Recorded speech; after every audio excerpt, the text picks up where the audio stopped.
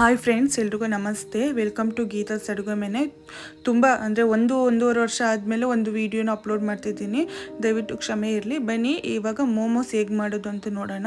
ತುಂಬ ಈಸಿಯಾಗಿ ಮನೇಲಿರುವಂತಹ ಪದಾರ್ಥಗಳಲ್ಲೇ ಮಾಡುವಂಥದ್ದು, ತುಂಬ ರುಚಿಯಾಗಿರುತ್ತೆ. ಒಂದ್ಸರಿ ನೀವು ಟ್ರೈ ಮಾಡಿ. ಇಲ್ಲಿ ನಾನು ಒಂದು ಕ್ಯಾಬೇಜು ಹಾಗೆ ಒಂದು 2 ಕ್ಯಾರೆಟ್ನ ತುರಿದು ಇಟ್ಕೊಂಡಿದ್ದೆ. ಸಣ್ಣಗೆ ತುರಿದು ಇಟ್ಕೊಳ್ಳಿ. ಈಗ ಅದನ್ನು ಒಗ್ಗರಣೆಗೆ ಹಾಕ್ಕೊಳ್ಳೋಣ. ಇಲ್ಲೊಂದು 2-3 ಟೇಬಲ್ ಸ್ಪೂನಷ್ಟು ಎಣ್ಣೆ, ಹಾಗೆ ಬೆಳ್ಳುಳ್ಳಿ, ನಿಮಗೆ ಜೀರಿಗೆ ಮತ್ತು ಸಾಸಿವೆ ಬೇಕು ಅಂದರೆ ಹಾಕ್ಕೊಳ್ಳಿ. ನಾನು ಇಲ್ಲಿ ಮರೆತುಬಿಟ್ಟು ಸ್ವಲ್ಪ ಸಾಸಿವೆನೂ ಹಾಕ್ಕೊಬಿಟ್ಟೆ. ಹಾಗೆ ಹಸಿರು ಮೆಣಸಿನ್ಕಾಯಿನೂ ಖಾರಕ್ಕೆ ಎಷ್ಟು ಬೇಕು ಅಷ್ಟು ಹಾಕ್ಕೊಂಡು ಇಲ್ಲೊಂದು 2 ಈರುಳ್ಳಿನ ಸೇರಿಸ್ಕೊತಾ ಇದ್ದೀನಿ. ಇದು ನೀಟಾಗಿ ಫ್ರೈ ಆಗಬೇಕು, ಅಂದರೆ ಹಸಿ ಸ್ಮೆಲ್ಲೆಲ್ಲ ಹೋಗೋವರೆಗೂ ಚೆನ್ನಾಗಿ ಹುರ್ಕೊಳ್ಳಿ. ಹಾಗೆ ಈಗ ನಾವು ತುರಿದಿಟ್ಕೊಂಡಿದ್ವಲ್ಲ, ಅಂದರೆ ಕ್ಯಾರೆಟು ಮತ್ತು ಕ್ಯಾಬೇಜು ಅದನ್ನೆಲ್ಲ ಈಗ ನೀಟಾಗಿ ಇದಕ್ಕೆ ಹಾಕ್ಕೊಂಡು ಅದ್ರದ್ದು ಹಸಿ ಸ್ಮೆಲ್ಲೆಲ್ಲ ಹೋಗಬೇಕು. ಅರಿಶಿನ ಪುಡಿ ಏನು ಹಾಕೊಳ್ಳೋದೇನು ಬೇಡ. ರುಚಿಗೆ ತಕ್ಕಷ್ಟು ಉಪ್ಪನ್ನ ಹಾಕ್ಕೊಂಡು ಸ್ವಲ್ಪ ಅದನ್ನ ನೀಟಾಗಿ ಬೇಯಿಸ್ಕೋಬೇಕು. ಅದರಲ್ಲಿ ಉಪ್ಪು ಹಾಕಿದ ತಕ್ಷಣ ನೀರು ಬಿಡುತ್ತೆ. ಆ ನೀರೆಲ್ಲ ನೀಟಾಗಿ ಡ್ರೈ ಆಗಬೇಕು. ಹಾಗೆ ಇಲ್ಲಿ ನಾನು ಕಾಳು ಮೆಣಸನ್ನು ಹಾಕ್ಕೊಂಡಿದ್ದೆ, ಸ್ವಲ್ಪ ಜಾಸ್ತಿನೇ ಆಗಿತ್ತು ಕಾಳು ಮೆಣಸು. ಆಮೇಲೆ ಲಾಸ್ಟಲ್ಲಿ ಸ್ವಲ್ಪ ಕೊತ್ತಂಬರಿ ಸೊಪ್ಪು ಹಾಕ್ಕೊಂಡು ಆ ನೀರೆಲ್ಲ ಫುಲ್ ಡ್ರೈ ಆಗೋವರೆಗೂ ನೀಟಾಗಿ ಬೇಯಿಸ್ಕೊಳ್ಳಿ.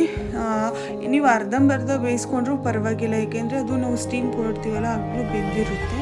ಇಲ್ಲಿ ನಾನು 1 ಕಪ್ ಆಗುವಷ್ಟು ಮೈದಾನ ತಗೊಂಡಿದ್ದೀನಿ.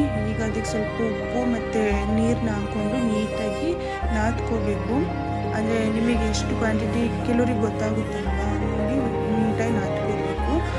ನೀವು ಮೈದಾನೂ ಹಾಕೋಬೋದು, ಇಲ್ಲಾಂದರೆ ಗೋಧಿ ಹಿಟ್ಟಲ್ಲೂ ಮಾಡ್ಬೋದು, ಅದು ಸಹ ತುಂಬ ಚೆನ್ನಾಗಿ ಬರುತ್ತೆ. ಈಗ ಲಾಸ್ಟಲ್ಲಿ ಸ್ವಲ್ಪ ಎಣ್ಣೆ ಹಾಕ್ಬಿಟ್ಟು ಅದನ್ನ ನೆನೆಲಿಕ್ಕೆ ಬಿಡಿ.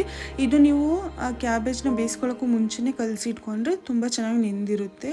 ಆವಾಗ ನಾವು ಲಟ್ಟಿಸ್ಕೊಳ್ಳೋಕ್ಕೆಲ್ಲ ಚೆನ್ನಾಗಾಗುತ್ತೆ, ಅಂದರೆ ತುಂಬ ಸಾಫ್ಟ್ ಆಗಿರುತ್ತೆ. ಇದನ್ನು ನಾವು ಈ ಪೂರಿ ಮಾಡ್ತೀವಲ್ಲ ಆ ಥರ ಪೂರಿ ಗಾತ್ರದಲ್ಲಿ, ಅಂದರೆ ಪೂರಿಗೆ ಲಟ್ಟಿಸ್ಕೋತೀವಲ್ಲ ಆ ಥರ ನೀಟಾಗಿ ಚಿಕ್ಕ ಚಿಕ್ಕದಾಗಿ ಲಟ್ಟಿಸಿ ಇಟ್ಕೊಳ್ಳಿ. ನೀವು ಅಂದರೆ ಮನೇಲಿ ನೀವು ಟ್ರೈ ಮಾಡಿ, ತುಂಬ ಟೇಸ್ಟಿಯಾಗಿ ತುಂಬ ಚೆನ್ನಾಗಿ ಬಂದಿರುತ್ತೆ. ಹಾಗೆ ನೋಡಿ ಇಷ್ಟಾಗಲ ತಗೋಬೇಕು. ಹಾಗೆ ಈಗ ನಾವು ಏನು ಪಲ್ಯ ಮಾಡಿ ಇಟ್ಕೊಂಡಿದ್ವಲ್ಲ ಅದು ಸ್ವಲ್ಪ ತಣ್ಣಗಾಗಿರುತ್ತೆ. ನೀಟಾಗಿ ಶೇಪ್ ಕೊಡ್ಕೊಳ್ಳಿ. ನೀವು ಆ್ಯಕ್ಚುಲಿ ಈ ಥರ ಎಲ್ಲ ಮಾಡೋಕ್ಕೆಲ್ಲ ಹೋಗಬೇಡಿ ನೀವು, ಅಂದರೆ ಮೋದಕ ಮಾಡ್ತೀವಲ್ಲ ಆ ಥರನೇ ಮಾಡಿ ಇಟ್ಕೊಳ್ಳಿ. ಇದು ಸ್ವಲ್ಪ ನಾನು ಯೂಟ್ಯೂಬಲ್ಲಿ ನೋಡಿಕೊಂಡೆ, ಅಂದರೆ ಯಾವ ಥರ ಡಿಸೈನ್ ಮಾಡ್ಬೋದು ಹೇಗೆ ಅಂತ ನೋಡಿಕೊಂಡು ಟ್ರೈ ಮಾಡೋಕ್ಕೆ ಹೋದೆ. ಅದು ಈ ಥರ ಬಂದುಬಿಡ್ತು. ಈಗ ನೋಡಿ ಈಗ ಸ್ಟಾರ್ಟಿಂಗ್ ಒಂದು 2-3 ಇಡ್ತಿದ್ದೀನಿ. ಈ ಥರ ಮಾಡ್ಕೊಳ್ಳಿ. ಇದು ಚೆನ್ನಾಗಿ ಬೆಂದಿರುತ್ತೆ, ಮೀಡಿಯಮ್ ಸೈಜು ಸಹ ಇರುತ್ತೆ. ಇನ್ನು ಉಳ್ದವೆಲ್ಲ ನಾನು ಸ್ವಲ್ಪ ಡಿಸೈನಾಗಿ ಮಾಡೋಣ ಅಂತ ಎಲ್ಲ ಹೋಗ್ಬಿಟ್ಟು ಸ್ವಲ್ಪ ಎಲ್ಲ ಒಂದು 4-5 ಡಿಸೈನ್ ಮಾಡಿ ಇಟ್ಟಿದ್ದೆ. ದಯವಿಟ್ಟು ಕ್ಷಮೆ ಇರಲಿ. ಅದೇ ಟೇಸ್ಟ್ ಮಾತ್ರ ಸಖತ್ತಾಗಿರುತ್ತೆ. ಈಗ ಇದನ್ನ ಬೇಯಕ್ಕೆ ಇಟ್ಬಿಟ್ಟು ಇಲ್ಲಿ ನಾವು ಖಾರ ಚಟ್ನಿ ಮಾಡಿ ಇಟ್ಕೊಳ್ಳೋಣ. ಇದೊಂದು 15-20 ನಿಮಿಷ ಬೇಕು ಬೇಯ್ಕೊಳ್ಳೋಕ್ಕೆ ನೀಟಾಗಿ. ಅದು ಮೈದಾ ಅಲ್ವಾ, ಸೊ 20 ನಿಮಿಷ ಬೇಕು. ಇಲ್ಲಿ ಒಂದು 5-6 ಟೊಮೊಟೊನ ಜಾರಿಗೆ ಹಾಕಿ ಇಟ್ಕೊಂಡಿದ್ದೀನಿ. ಹಾಗೆ ಬ್ಯಾಡಿಗೆ ಮೆಣಸಿಕಾಯಿನ ಬಿಸಿನೀರಲ್ಲಿ ಹಾಕಿ ಇಟ್ಕೊಂಡಿದ್ದೆ, ಸೊ ಅದನ್ನು ಹಾಕೋತಾ ಇದ್ದೀನಿ.